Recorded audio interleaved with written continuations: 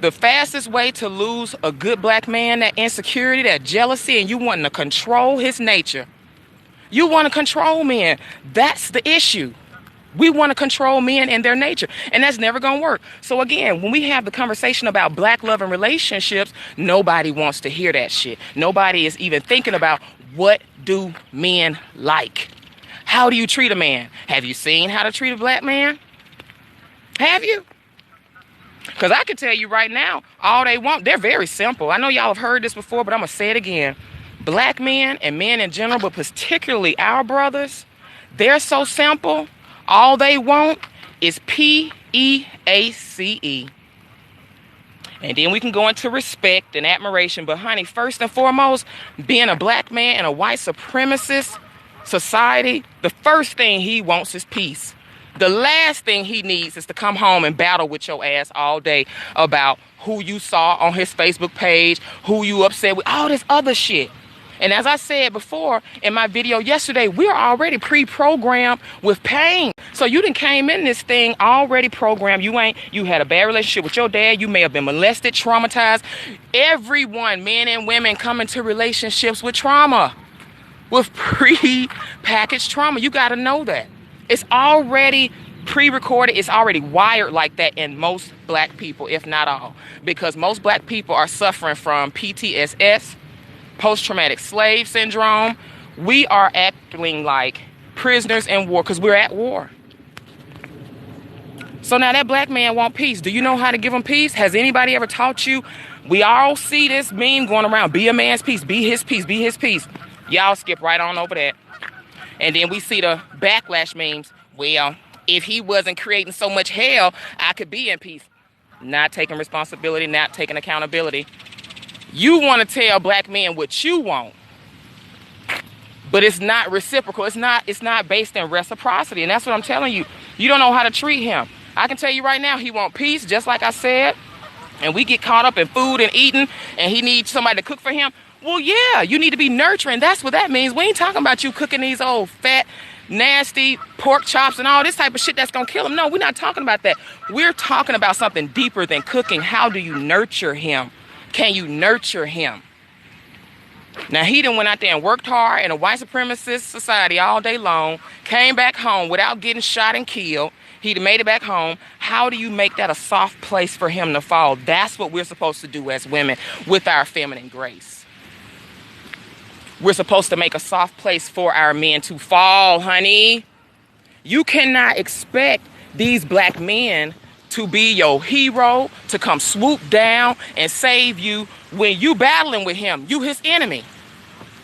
You his enemy. Like he gotta fuss and argue with you about everything. We can't even get you to attract good black men because you can't even accept the fact that what you look like has a lot to do with your level of attraction, your sexual market value. But you thought he was going to like that degree. You thought he was going to give a fuck because you love the Lord and you go to church and you have learned some scriptures and shit. They ain't attracted to that. Somebody lied to you, and I can tell you right now, that was your pastor.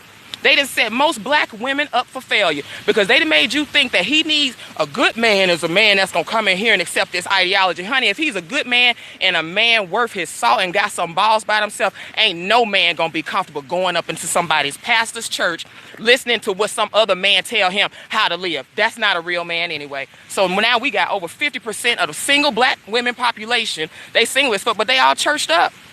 And we don't see the correlation between that. White Jesus is your husband. And if that's the case, then how you treat him? You don't have to do shit for Jesus. Think about it. You don't have to do a goddamn thing. Jesus accepts you just the way you are.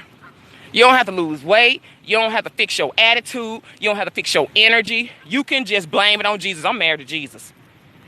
I'm waiting on my man. I'm just focused on God. No, you're not willing to admit what it is that you're doing that's messing up your opportunities for meeting a good black man. So as I said before, how do you treat them? We can't even talk about how to treat them because we can't even get you to get one.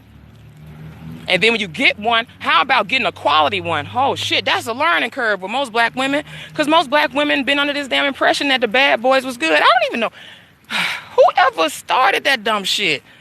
Being interested in thugs, they scare me. Y'all didn't know not to get into the nerds. Y'all didn't know the nerds, the black nerds, the brilliant guys was the ones to check for. Maybe y'all went to a fucked up public school or something like that and didn't get education early on, and you didn't value education and being intellectual. But for those of you that are late to the game and you past 30 or 20 and you've been falling for the bad boys and a part of your narrative is I keep choosing the bad ones, that probably means you're not that intellectual. You're probably not that high quality. Now, that don't mean that you're not a good person, you're not a good woman, but that definitely speaks to the caliber of man that you're going to be able to attract. Period. So if most of you are on that churched up shit, you look like Tamala man, you built like a walnut, you see what I'm saying? You built like a HUD house. No. But see, Jesus will accept that. So you don't even know what men like. Can't even get one. Can't attract one. Can't keep one.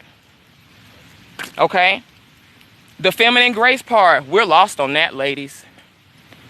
All of this arguing, combative energy, not letting a man lead.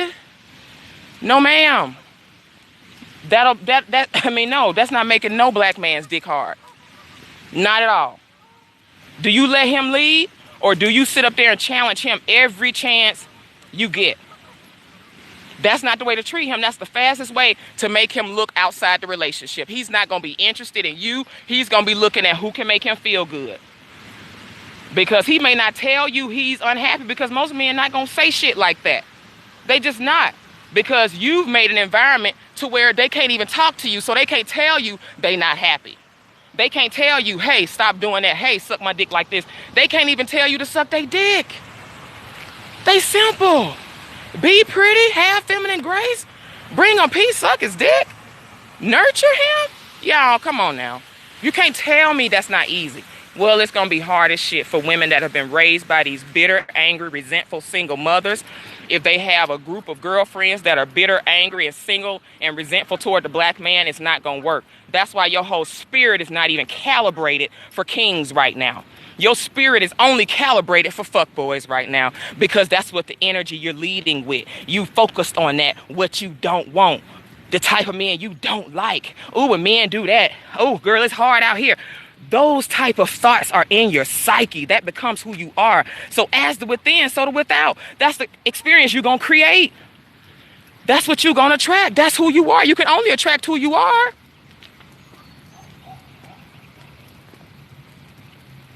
So what I'm saying is this is an adjustment we need to make. We need our black men more than ever, y'all. We need y'all to get off the market and start building partnerships more than ever. We need to do it fast. They're showing you that a lot of our men, Terry Crews, Mike Tyson, all these men, they're buck broken. They have no business speaking on black masculinity because they don't represent it. They are complete accomplices to white supremacy. People that align with LGBT, like Barack Obama wants to do over and over and over again. Did y'all know Barack Obama pardoned one of the gay owners of Studio 54? Did y'all see Studio 54 documentary on Netflix? I didn't even know this. After these white men that embezzled all this money and laundered money, did all these tax evasion scams with Studio 54, the gay couple that was behind all of that, Ian Schrader, okay, I think that's his name. Ian Schrader was sentenced to prison. They got that man. Obama granted him a pardon for that gay man. You tell me what that tells you. Obama has no right to speak on black masculinity. He's not for black masculinity. So all y'all that sucking Obama's dick, I'm so sorry. If y'all want to step and fetch Mr. Please, I'll please you, massa, that type of man, then Obama's for you. A yes man, Obama's for you. He'll say and do anything to be popular.